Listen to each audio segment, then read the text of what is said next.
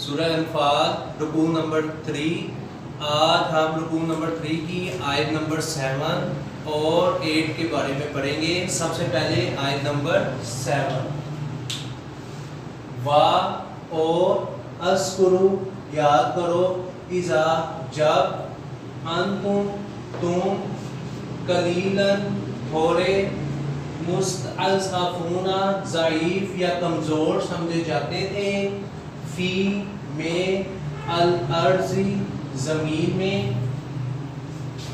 تخافون تم ڈرتے تھے، ان کے، یتخطفکم اچک لے جائیں، الناس لوگ، فآواکم پس ٹھکانہ دیا، وَأَيَّدَكُمْ اور تمہیں قوت دی، بِنَصْرِهِ اپنی مدد سے، وَرَزَقَكُمْ اور رزق دیا، من سے، الطیبات پاکیزہ، لعلکم تاکہ تم، تشکرون شکر گزار ہو جاؤ۔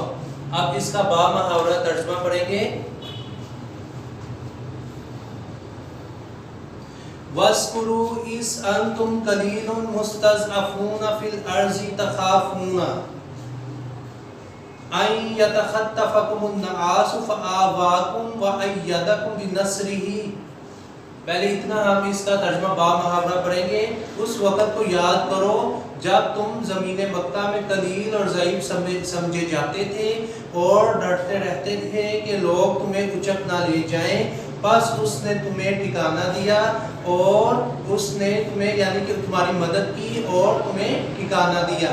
یعنی کہ اللہ نے اب سورہ انفال کے رکوع نمبر 3 کی آیت نمبر 7 میں کیا فرمایا ہے، یعنی کہ مسلمانوں کو ادھر پھر اللہ نے اپنے احسان کا ذکر کیا ہے کہ اے مسلمانوں اس وقت کو یاد کرو، اے مسلمانوں اس وقت کو یاد کرو کہ جب تم مکہ کی زمین میں یعنی کہ مکہ کی سرزمین میں غزوہ بدر سے پہلے جب مسلمانوں نے یعنی کہ جب نبی پاک نے یعنی کہ نبوت کا اعلان کیا، جب آپ نے اسلام کی اشاعت پھیلانی شروع کی، تب یعنی کہ جب کفار نے آپ کا جینا محال کر دیا اور آپ کو یعنی کہ مکہ ہجرت کرنے پر مجبور کر دیا، مدینے کی طرف ہجرت کر گئے، اس یعنی کہ واقعے کی طرف اللہ نے اشارہ کیا ہے، اس یعنی کہ دور کی اس لمحوں کی کیفیات کے بارے میں اللہ نے کیسے بیان کیا ہے کہ اے مسلمانوں اس وقت کو یاد کرو جب تم مکہ کی سرزمین پر قلیل اور کمزور سمجھے جاتے تھے اور تم ڈرتے تھے۔ یعنی کہ مسلمان یعنی کہ ابھی نبی پاک صلی اللہ علیہ وسلم نے نبوت کا اعلان کیا تھا، ابھی شروع میں بعض ایسے مسلمان تھے کیونکہ کفار کی تعداد زیادہ تھی مکہ میں، وہ مسلمانوں کو اسلام قبول کرنے سے روکتے تھے اور مسلمان اسلام قبول کرنے سے ڈرتے تھے، اور وہ اس بات سے ڈرتے تھے کہ آیا کہ ہم نے اگر اسلام قبول کیا تو کفار لوگ جو ہیں وہ انہیں اچک نہ لے جائیں، اٹھا نہ لے جائیں، یعنی کہ بے خان و مان نہ کر دیں، بے ساز و سامان نہ کر دیں، گھر سے نہ نکال دیں، ان کی جائیداد نہ چھین لیں۔ یعنی کہ اللہ نے فرمایا کہ اے مسلمانوں اس وقت کو یاد کرو جب تم مکہ کی سرزمین میں قلیل اور ضعیف سمجھے جاتے تھے اور تم ڈرتے تھے کہ لوگ تمہیں اچک نہ لے جائیں، یعنی کہ لوگ تمہیں اڑا نہ لے جائیں۔ یہاں ان لوگوں کی بات کی ہے، کن لوگوں کی بات ہے؟ کفار مکہ کی، کہ تمہیں راتوں رات اٹھا کے نہ لے جائیں اور تمہیں اچک نہ لے جائیں، تمہیں اڑا کے نہ لے جائیں، اٹھا کے نہ لے جائیں۔ تو پھر اللہ نے کیا کیا؟ اللہ نے پھر اپنے ادھر احسان کا ذکر کیا، اللہ نے تمہیں رہنے کے لیے جگہ دی۔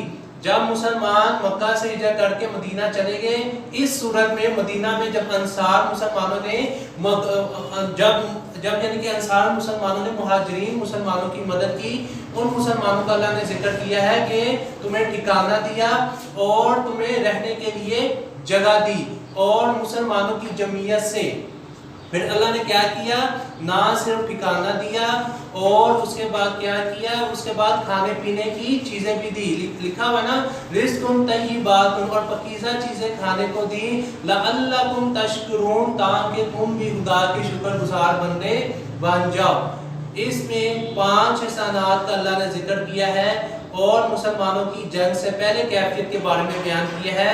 وہ کیا کیفیت تھی وہ میں پھر آپ کو ریپیٹ کر کے بتا دیتا ہوں کہ اللہ نے فرمایا کہ اے مسلمانوں اس وقت کو یاد کرو جب تم مکہ کی سرزمین میں قلیل اور کمزور سمجھے جاتے تھے اور تم ڈرتے تھے کہ کفار مکہ تمہیں اچک نہ لے جائے، پس اس نے تمہیں کیا کیا؟ ठिकाना दिया, यानी कि मुसलमान मक्का से मदीना हिजरत कर गए और मुसलमानों की जमीयत से तकवीयत बख्शी। और यानी कि मुसलमानों की जमीयत किसे कहते हैं? मुसलमानों की फौज से, मुसलमानों की कौम से तकवीयत किसे कहते हैं? ताकत बख्शी।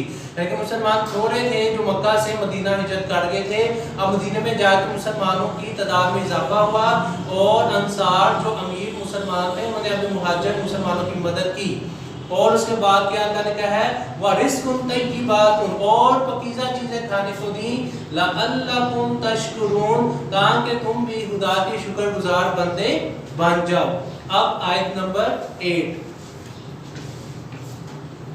या अय्यु अल्लज़ीना, वो लोग जो आमनु ईमान लाए, ला तखूनु, ना खयानत करो, अल्लाह अल्लाह से, व रसूल और उसके रसूल सल्लल्लाहु अलैहि वसल्लम की, व तखूनु और ना खयानत करो, अमानातकुम अपनी अमानतों में, व अंतुम जबकि तुम तालमून जानते हो।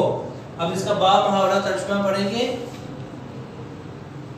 या अय्युहल्लज़ीना आमनु ला तखूनुल्लाह व रसूल व तखूनु अमानातिकुम व अंतुम तालमून।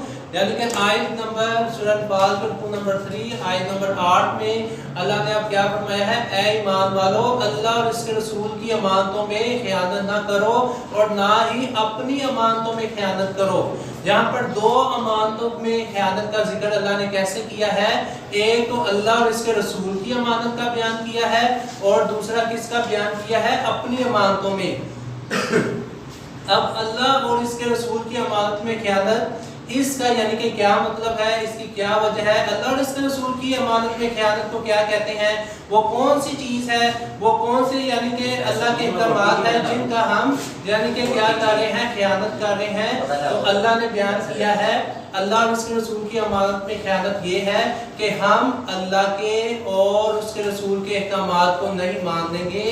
अल्लाह के जो अहकामात जो उसने बताए हैं, नमाज, रोज़ा, ज़कात, हज, नबी के जो यानी कि अहकामात जो उन्होंने इस्लाम की तलीमात, इस्लाम की इशाअत जो हम तक पहुँचाई हैं, उसको मानने से इनकार करना, इसे कहते हैं अल्लाह की अमानत में खयानत। ऐसे हमारे रोज़मर्रा ज़िंदगी में 5 वक्त की नमाजें हम पर फ़र्ज़ हैं, कुरान मजीद की तिलावत करना हम पर फ़र्ज़ है।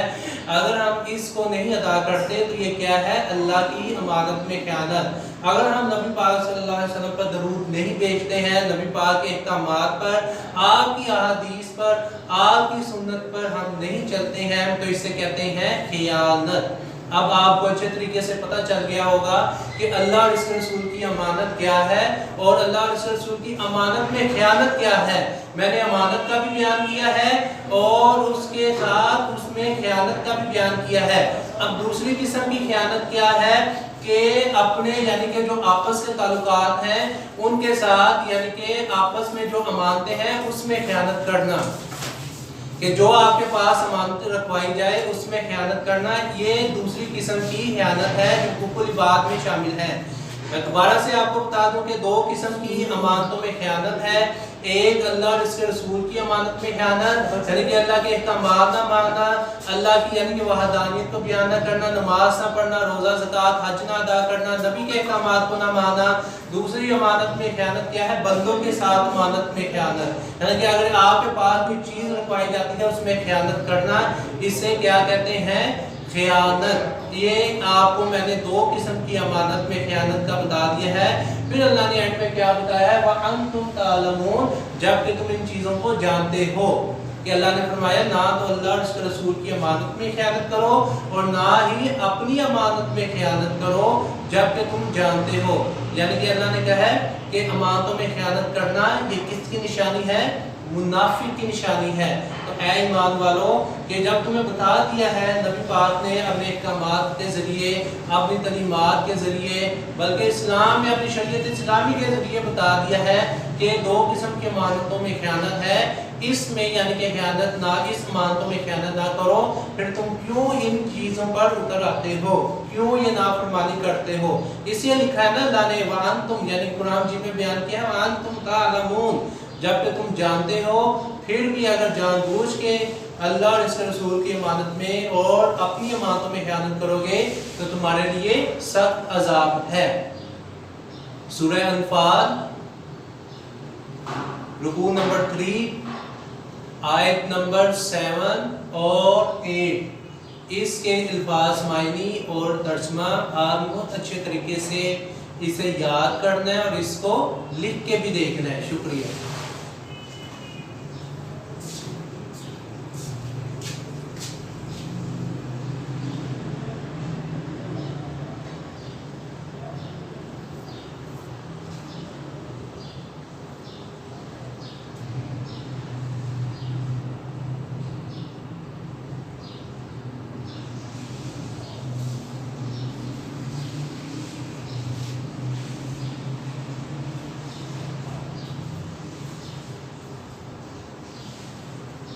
नहीं की नहीं।